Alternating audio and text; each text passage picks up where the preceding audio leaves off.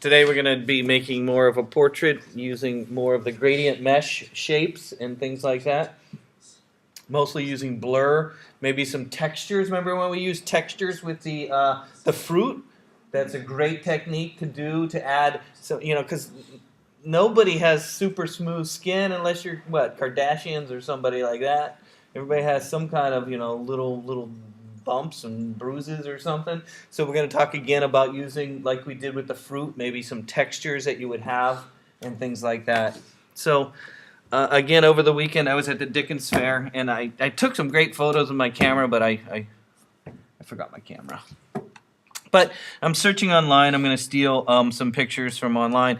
If you're looking for a higher resolution image and you're using like Google Images, right now I'm using Google Images. Again, you can go to where it says Search Tools, and in the Search Tools, you can go by size right here, size. And so if you're looking for like a higher resolution image, because I'm going to be zooming in with any picture I'm looking at, you probably want to use a large size, right? Or larger than. They even have ones that you can do larger than right here.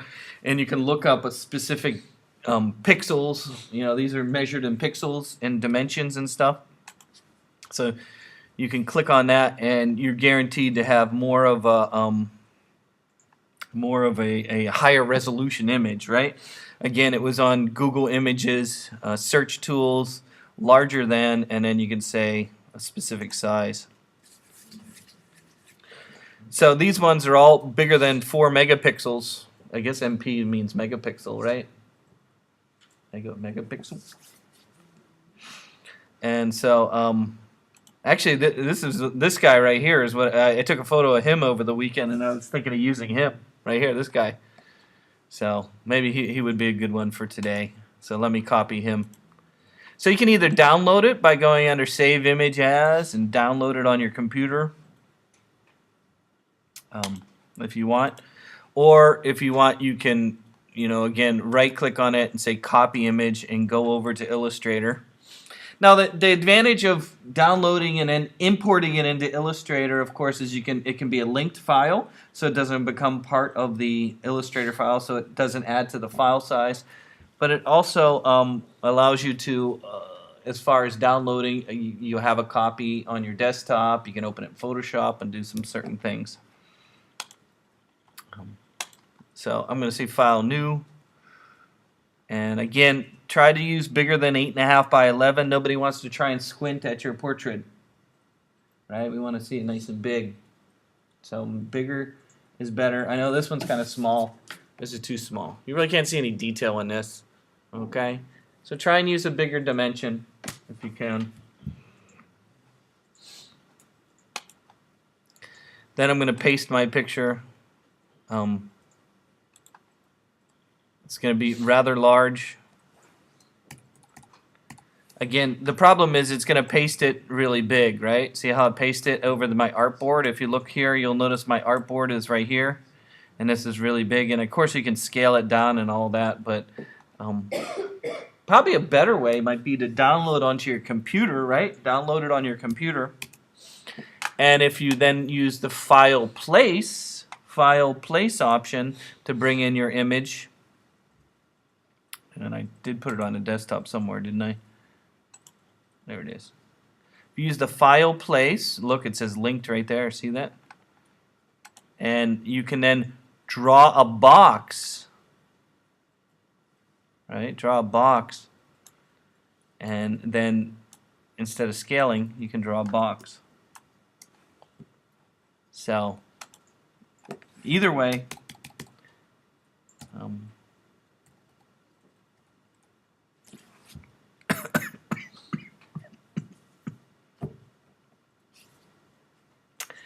now, if I look at this image and see, probably one of the biggest problems with this image right now is the colors are all not very balanced, right? You got some orange in here, and you got some red in there, and so on and so on. So, it's a little harder probably to get a good color sample. If you remember from last class, we were talking about using the eyedropper and sucking up some of the colors from the photo and making a palette, right? Making a palette. So Again, the way to do that, I have the color swatches right here. In the color swatches, you can actually bring in, make a new color group and call it face. I'm going to call it face. And so again, under swatches, you can then go and use your eyedropper to suck up some of the colors. These colors are not really good though. Like I said, this photo is not really color balanced well, so I'm going to be making up most of the colors anyways. They're all orange and purple and green, and I mean there's like some purple colors in here.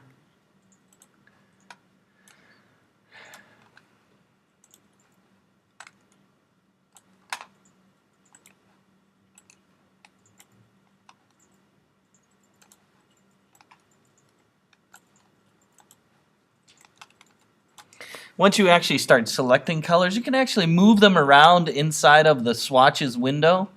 I can actually move them around. You can click and drag them around in there, so you can put all the dark ones together maybe that you have. And then, you know, put all the light ones together. Medium ones together. You know, so you can organize your color palette in the swatches window. Oof, look at this one. I'm cheating. This guy has no hair. Hey, cheating, cheating, cheating, cheating.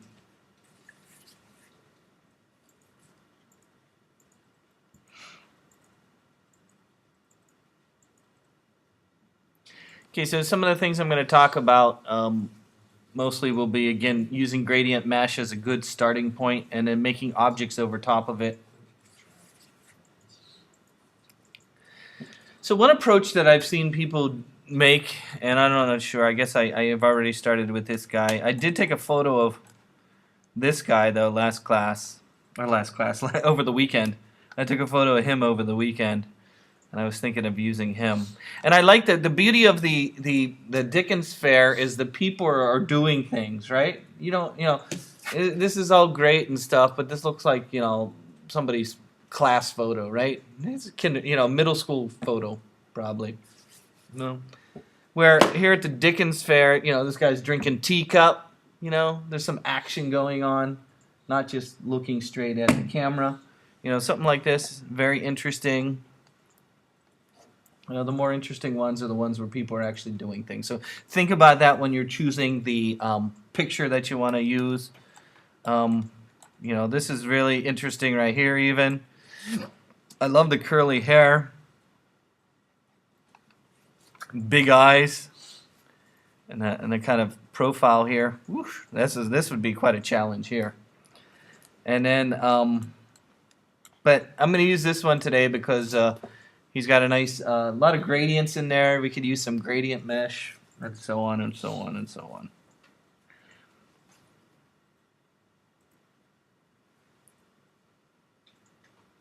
Okay, everybody ready to start? Okay, again, one way that I've seen people approach this project is to actually make one big gradient mesh and then take other objects and put it over top of it. So almost like when we were doing the fruit, where we would take the big apple and we would put colors in it, and then we added some stuff over top of it. You can actually do that. So I'm going to actually try that. Here we go. I'm going to try it. I'm going to use the pen tool. Of course, my favorite tool is the pen tool. And I'm just going to outline his entire kind of head here. That's a word that we want to use here.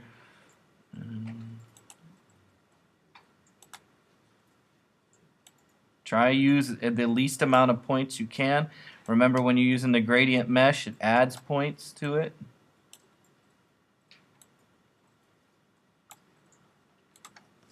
So there we go. One big head. One big, and maybe add a certain color. One big head. Maybe adjust some of your points.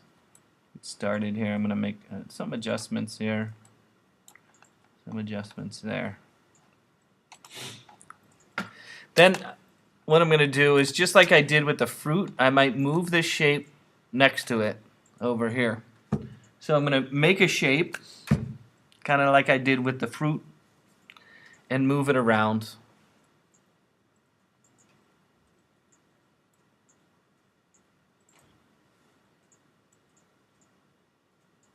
Once I'm done with that, I can then start with the gradient mesh.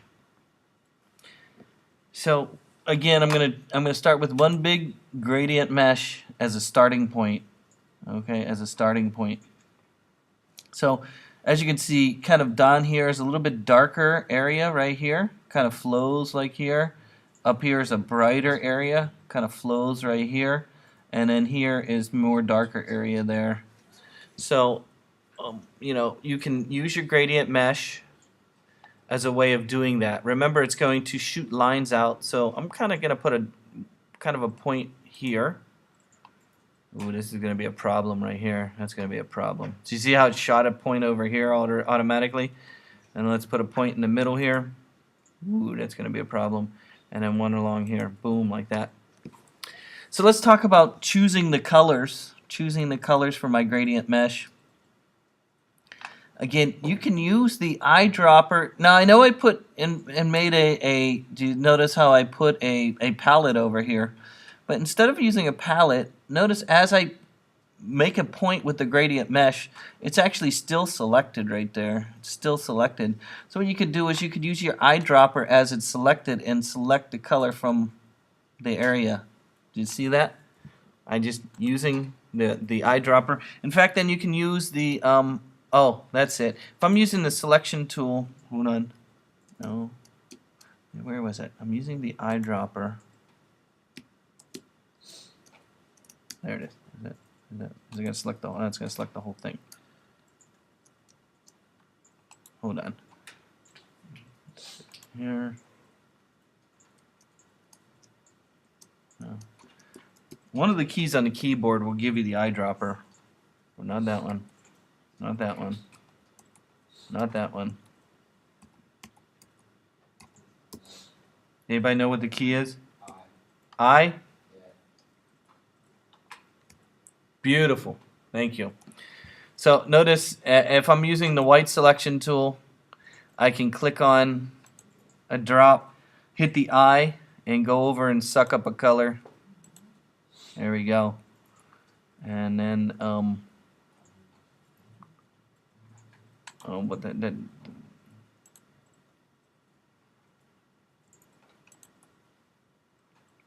but that doesn't go back to my normal selection tool. That's what I was hoping for. No, I don't want that.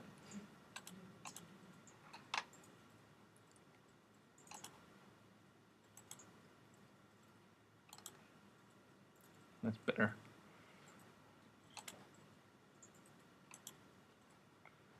No, this isn't going to work, is it?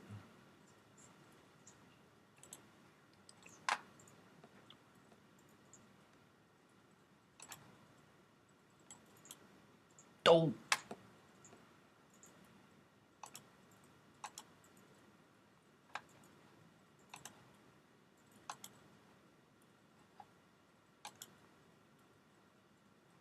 I'm going to even be darker.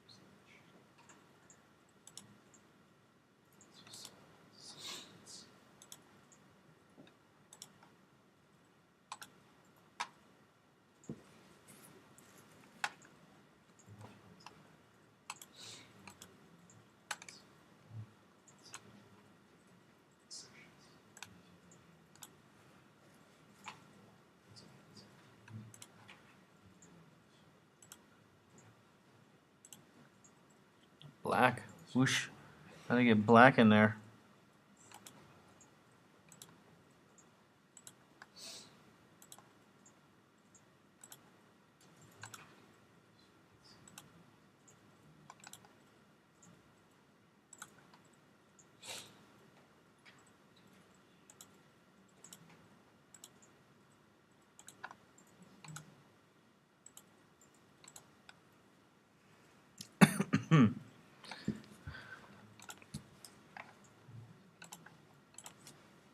Whoosh. I don't know. The points are going to have to be moved around. But you're getting the idea that you can actually give yourself a kind of a base color and then add objects over top. The eyebrows are a tough way of going about it here. Again, you can move your points around. He's got some dark eyebrows there.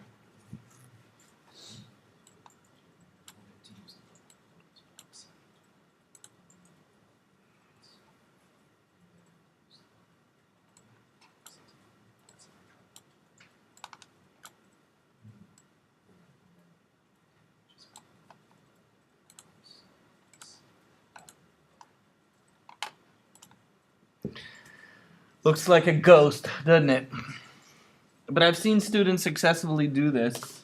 I mean, even if you look at this very simple way of doing it, takes some time, but literally I've seen students successfully make a base gradient mesh that did everything they wanted. Now, if you're using the gradient mesh and everything's getting kind of whacked out and you need to delete some of the mesh, right? You can actually remove, if you have too many in there, you can actually go and remove the gradient mesh by using the option key. So if you're using the gradient mesh tool and you hold down the option key, you can click on a point and have it go away. Okay, so notice though it did the whole line. Did you see that? Just like when it makes a mesh, it puts the whole thing in there. So if you're using the gradient mesh and it's getting a little bit too messy, if that's a word, messy, I guess it's a word, you can use the option key and click, and notice when you're using the gradient mesh, the option key turns the mesh tool into a minus sign, and it will remove it. So there, oh, no, I added too many.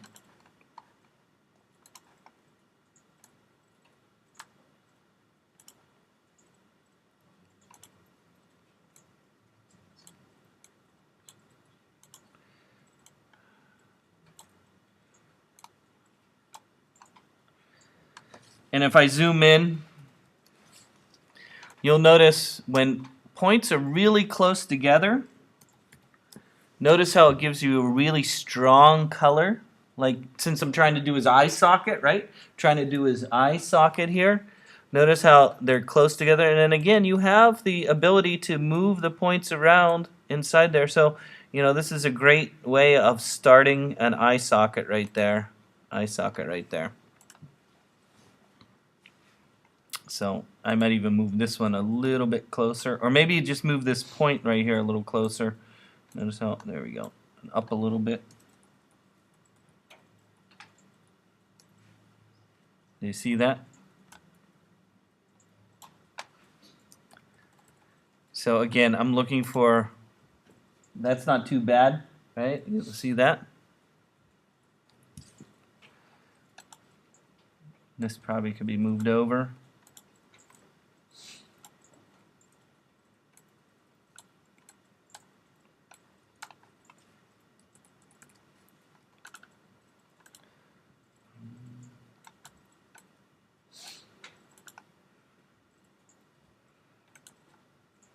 Scary looking, right?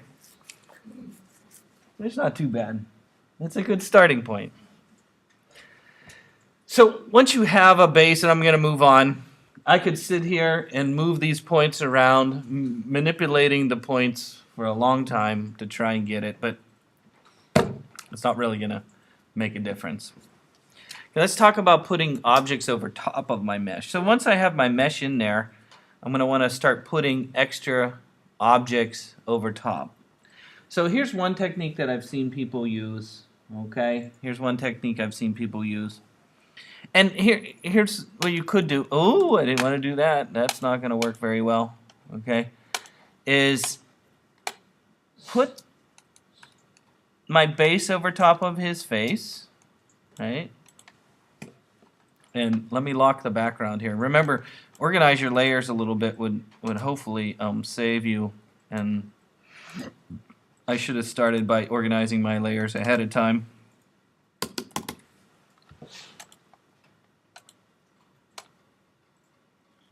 There we go. Organize my layers a little bit. What I've seen people do is select the layer, the entire layer itself, once you have a base mesh of some kind in there, and go into the transparency option. Go into the transparency option and turn down the transparency so you can see the objects underneath it. Oh, I didn't have it selected. Turn the transparency down. Okay. Don't worry. You're still there. It's still there. It's just the transparency has been turned down. It's still there. Just the transparency has been turned down. That way I can see the objects underneath it. And sure enough, you can always click on there again, go back to the transparency option, and turn it back up when you're done. Do you see that? So one way to go about is you have shapes and you can't see what's underneath the shape. You're like, I can't see what's underneath it.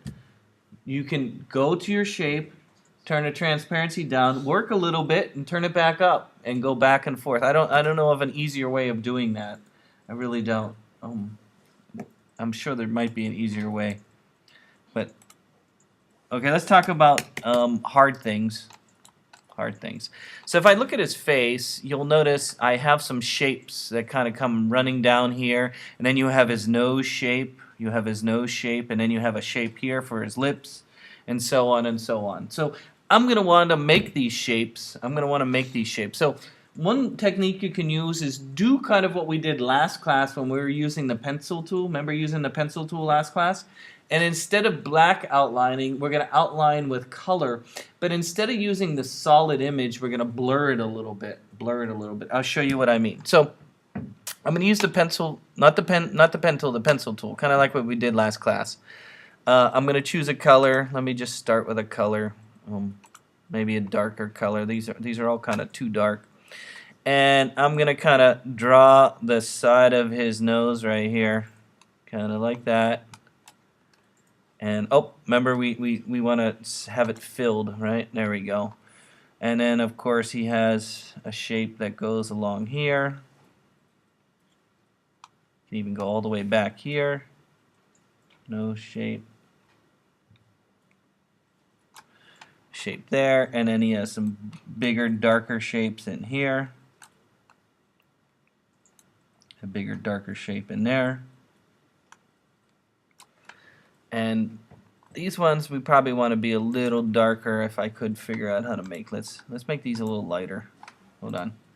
I'm gonna take it put all these together into one object, didn't it? Damn. It did. It put them all into one object. Let me start again. Remember, there's options under the pencil tool. Remember, it says keep selected, edit selected path. Remember turning those off? I don't remember it. Keep selected. I'm going to turn that off. Okay. Hopefully it'll make them all. So let me try again. Again, I'm going to draw a shape for his nose here. And it didn't draw it. Why didn't it show up?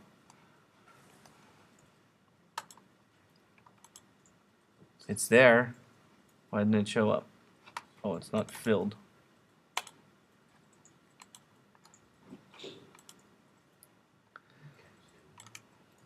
Hold on, what happened to my palette? I lost my swatches and everything. Whoosh. Everything's going crazy on me here. There we go. I don't want one that's so dark. This color, I want it to be a little lighter. There we go. There we go. Put that one in there. There we go. So we got that one, and then we're going to go with a shape here. Oof. Boy, that one's not very good shape.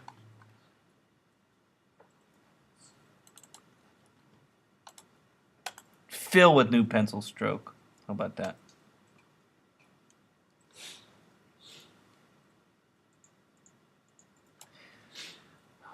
Okay, that was a new object. There's another one around here. New object there. And then, oh, these are going to be darker ones here. That's a dark one there. There's a dark one there. So let me change these colors. There we go.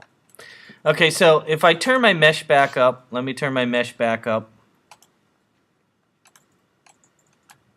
And you look at it and you say, boy, that doesn't work very well. Well, the key here is that these are solid shapes. If you want those solid shapes to blend with the color underneath it, easiest way to do it is to do what we did when we were making the clouds.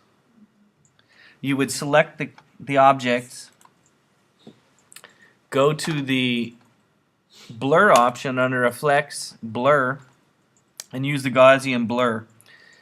And if you hit preview, you'll see what it looks like. You don't want to blur this too much. You can just do a little bit of a blur.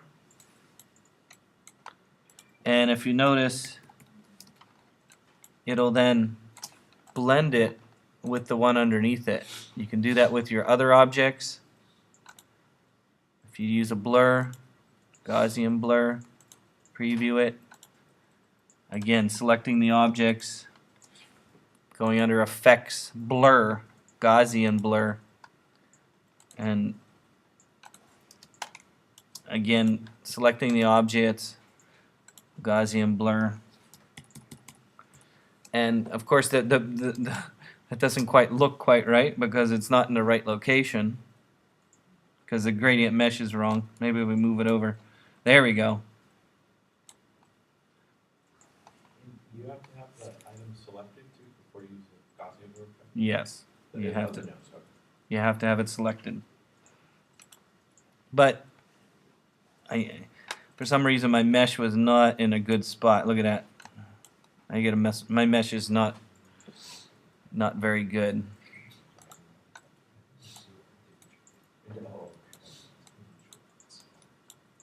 I would have to move my mesh around. My mesh is not. Oh, jeez.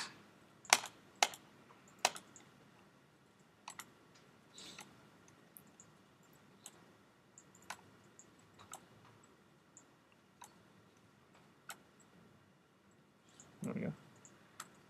Again, I'd have to move my mesh around. Oops.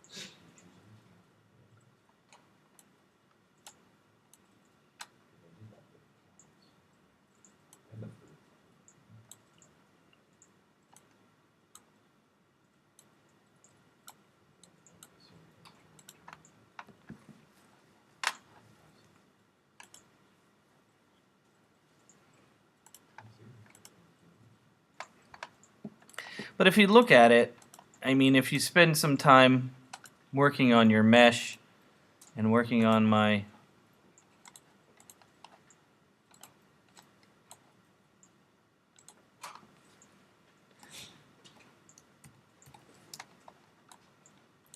if you look at it, that's how you can make a lot of your objects very simply.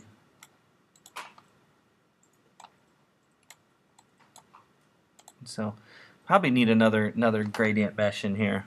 Probably gonna need another one that goes right here. Probably. It's gonna make it messy. Whoosh! Look at that.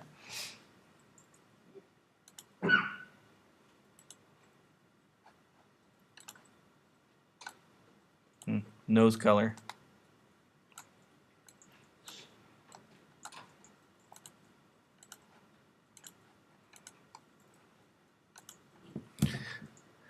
But you get the idea of using.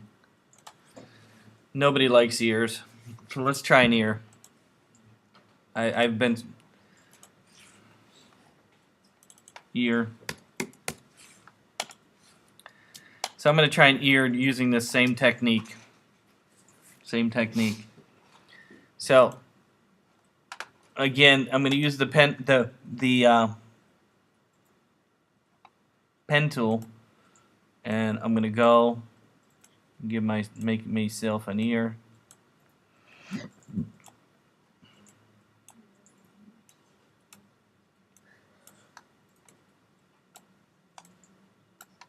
There we go.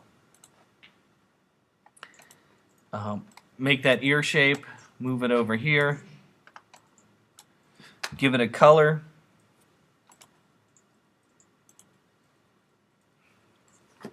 Then do my best to give myself maybe a gradient mesh with that. Or maybe not even use gradient mesh. Maybe not even use gradient mesh at all. And just use colors and blend them. Use colors and blend them. In fact, you could probably even use the brushes. Use brushes. So let's not even use the gradient mesh. Again, I'm going to use the transparency option and turn the transparency down. Turn the transparency down on my main object. I might even lock my main object. Let's lock it. And then either using the pencil tool or even a paintbrush tool. You can use a paintbrush tool. And of course the paintbrush tool might use the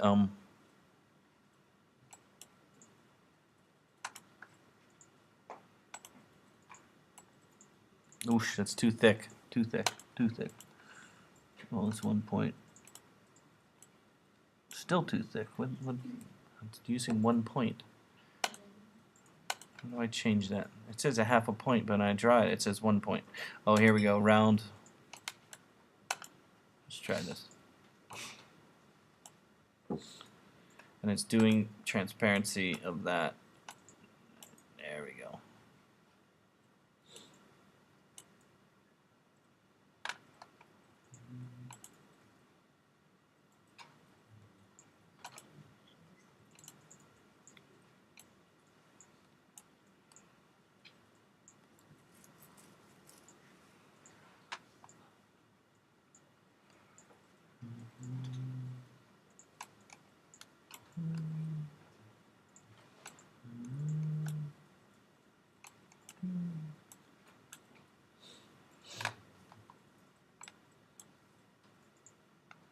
Wish I could make a smaller brush. Make a smaller brush.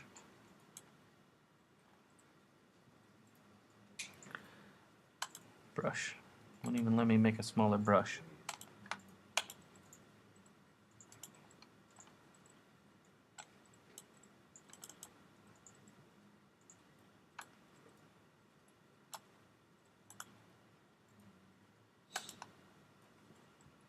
Oh, it applied it to all of them.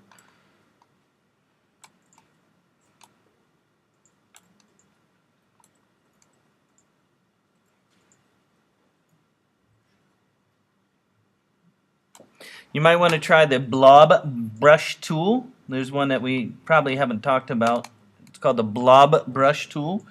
How the blob brush tool works is by making blobs. What is a blob? Well, it's more of an object instead of a stroke. So if I use the blob brush tool, it'll, instead of seeing it as individual, it'll make it as one big object. See? Right? If over here, let's look right here, I was not using the blob brush tool, and see how it sees them as all individual kind of lines right here?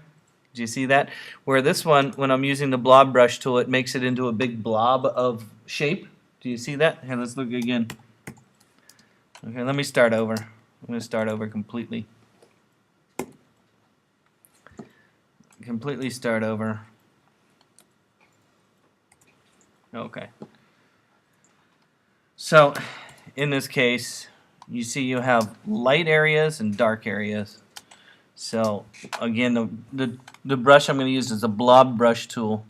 So let me kind of outline this. There's one, and then here we want a nice lighter color here. Notice how I blob it in there, blob it in, and it sees this as one object now. And then let's go along here, nice bright blob there. Get a little bit more down there. And then this is one big blob here.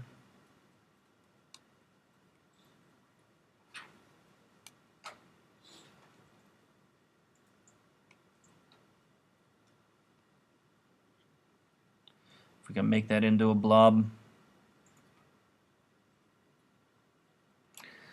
And then this has a whole bunch of different colors in here. This is a dark color in here.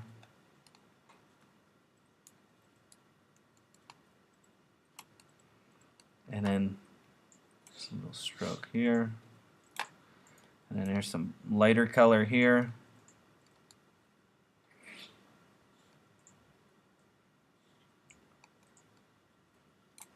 And then a much darker color in here.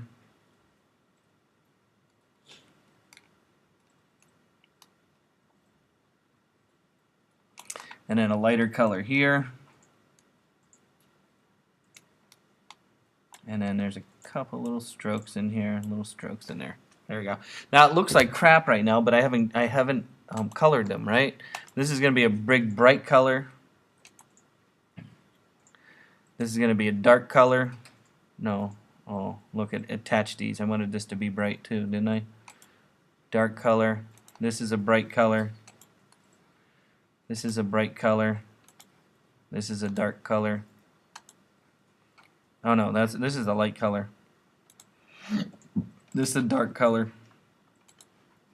This is a light color. This is a dark color. This is a light color. And so you can go through and color them light, dark, and then again, the easiest way to make them blend with the one behind it is, again, the easiest way is to blur it. Just blur it a little bit. I'm going to select them all and then blur them under Effects, Blur, Gaussian Blur.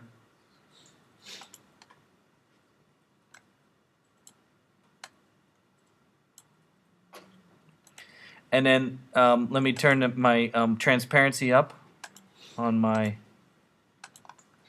background here.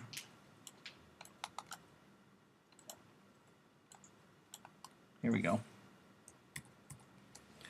In fact, let me change the color of this a little bit to more of a whoosh. How about that? There we go. So here's my ear on this guy's head. And if you look farther away from it, it's not too bad an ear. Look at that. It's not too bad an ear.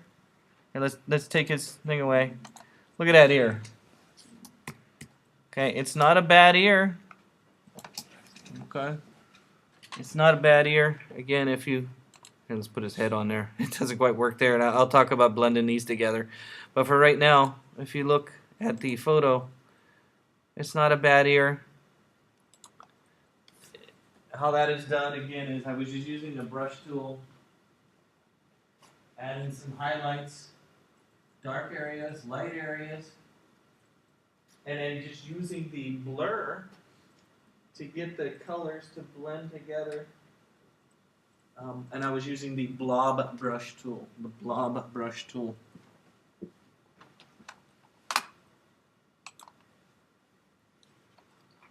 do you guys think?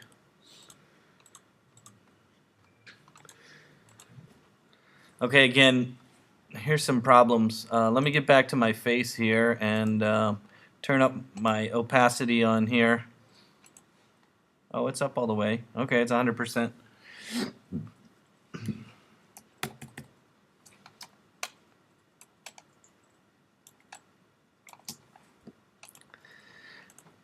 So if you're having problems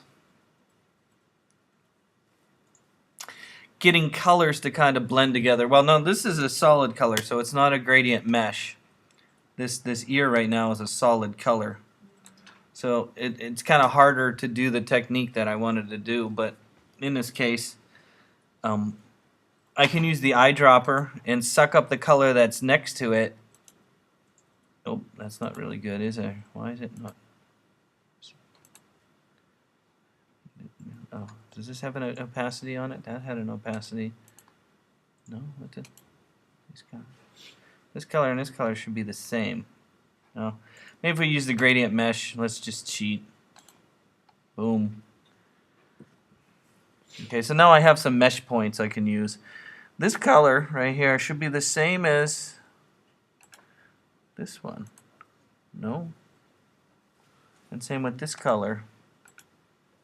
Should be the same as this one. I don't know why it's not giving me that.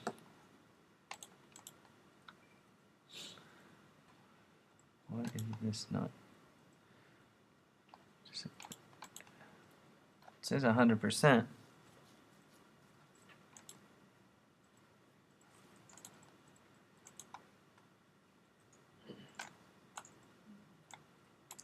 This color should be the same as this. I don't know why it's not. Must be something stopping it. Usually what I would do is select the point and then use the eyedropper to suck up the color next to it. And I'm not sure why it's not working. Because this looks like that color.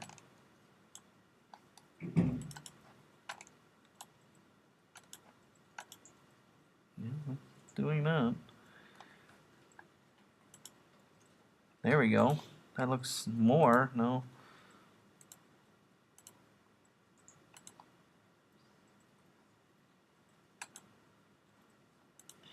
I guess what I'm trying to say is I try to get the color of the point to be the same as the color of the point underneath it. Well, how about this? Another way would be to select the point itself. You can actually have a transparency in a gradient mesh. So this point that is right here in a gradient mesh can actually have some opacity to it, which means I can actually turn the opacity down so that the color underneath it is coming through. And that doesn't seem to be working either. So nothing's working for me now. Oh, there, that's worked a little better there.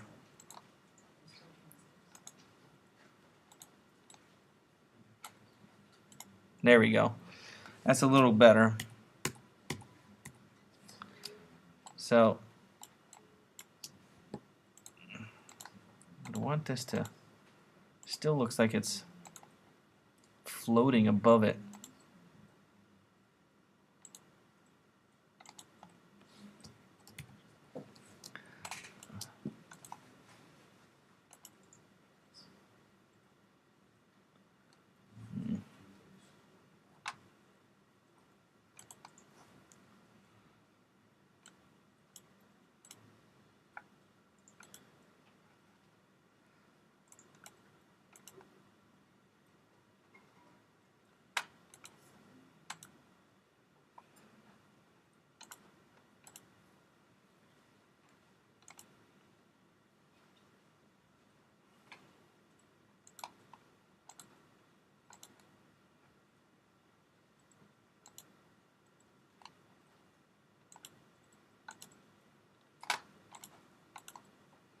That's a little better.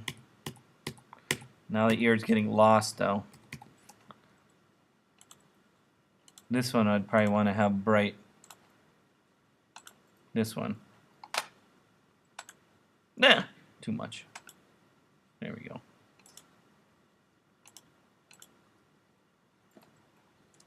So again, there's a couple different ways you can do it. Try and use the same colors that are next to each other, as well as try and add an opacity to the gradient mesh. That might be one way. Okay, let's move on to eyes. I can't get it to blend right. I'm moving on to eye. Eyes, eyes, eyes, eyes. Oops. So of course eyes are a difficult thing to do, just like anything else. Again, you might want to you can use the brush technique like I just did with the blob brush and add some blobs. You could use the pencil tool and give yourself more of a complete shape. You know, making a shape like that. Oops, that went in the face option, didn't it?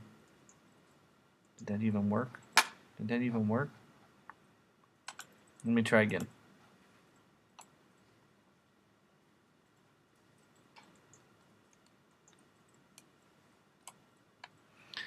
And then giving it a color.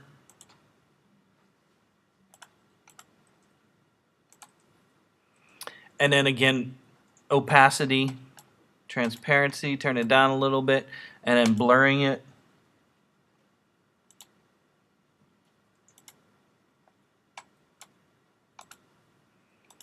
And then let's turn on the face here. So you got a shape, okay? It's a shape. Kind of a beginning shape.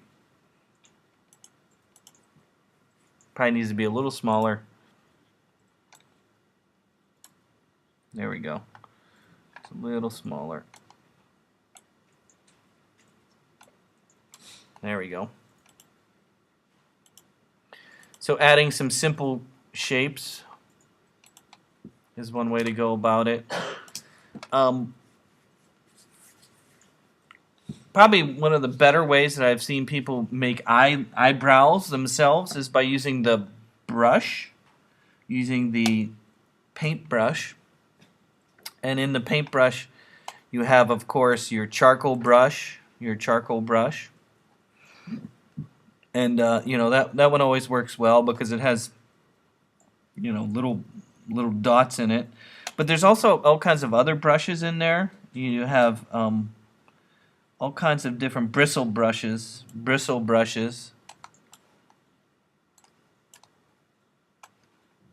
And these ones, no, I don't like those. There should be some texture brushes though. I've seen some good brushes. Hold on. Brushes.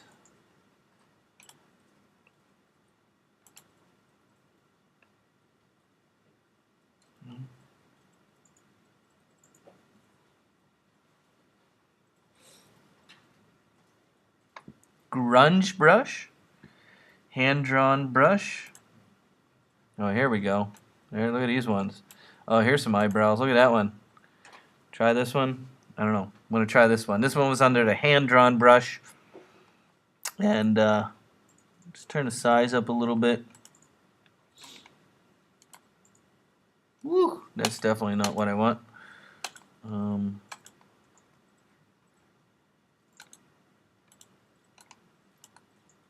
Whoosh! That's Art Rooney or somebody. Way too big. I wonder if there's a way to make it smaller. I mean, that's even... Yeah, it's too big. Okay, that's not going to work. Okay, let me go back to the normal one that I had, which is this one. Yeah, somewhat. Again, you can use texture brushes. It's brushing at 60%, that's why.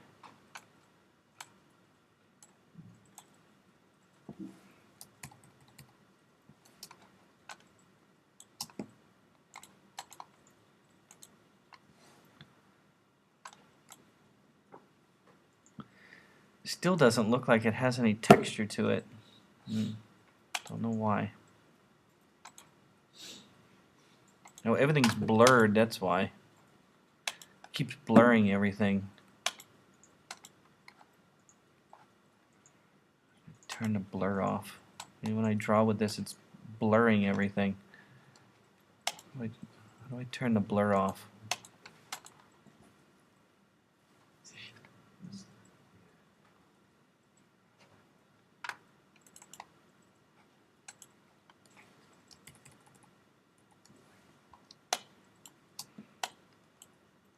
Why is it blurring everything? It keeps blurring every time I draw with a shape. There we go. I don't know. I had to turn the blur off somehow.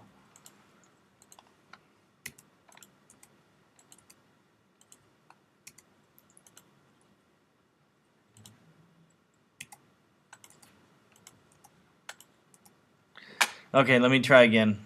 Brush tool. No blur. Oh, it's still blurring. No blur. That one didn't blur. There we go. Art Rooney eyebrows. There we go. How about that one? Art Rooney eyebrows.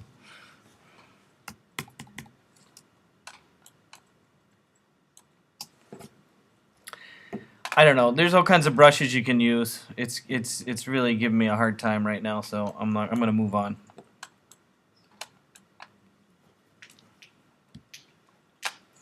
Let's just talk about making the eye itself. Some techniques I've seen people use. Of course, you got your ellipse tool to make a perfectly round eye.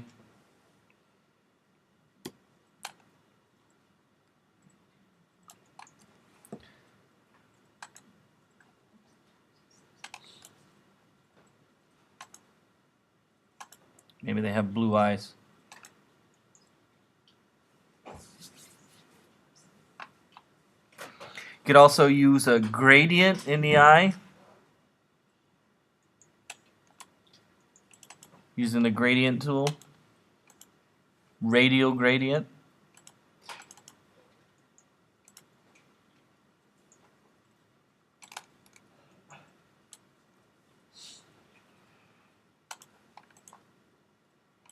Of course, nobody has an eye quite so blue. You can put lines inside your eye to give it some effects. If I can somehow make it work. I'm just struggling here. There we go. And then maybe duplicate that around. If you remember how to duplicate, we would duplicate how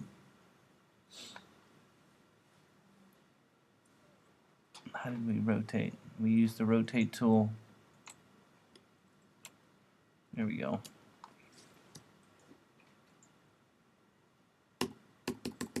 There we go. Look at that one, huh? Give some sparkle in his eye.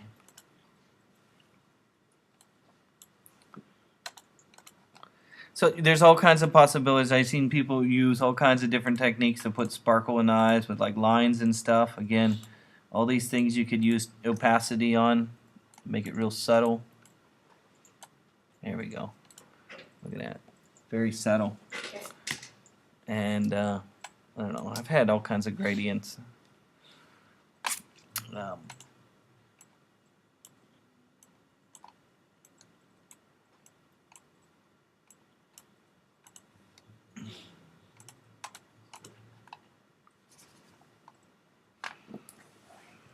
Of course, using gradient mesh on pretty much everything in here.